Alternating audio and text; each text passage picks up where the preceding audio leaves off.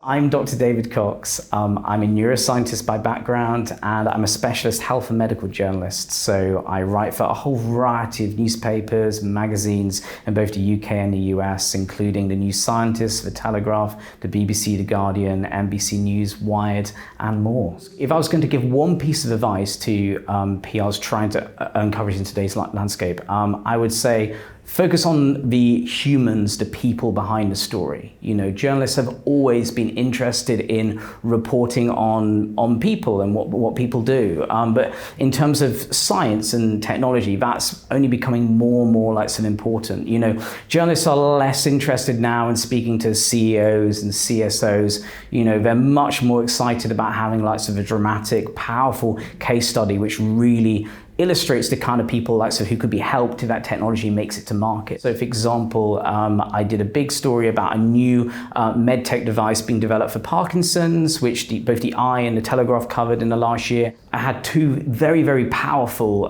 dramatic case studies. You know, one was a woman who'd been diagnosed with Parkinson's in her early 50s, and she'd been a concert pianist for a lot of her life, and the disease had basically taken away her ability to play the piano, but through this therapy, she'd been able to begin playing the piano again. And it was a really, really powerful illustration of how the technology could improve someone's life. Another key example is with the rise of the new GLP-1 pills, which everyone's really, really excited about. You know, I've had numerous offers from PRs basically asking me if I want to speak to, you know, the people running a new kind of weight loss drugs provider.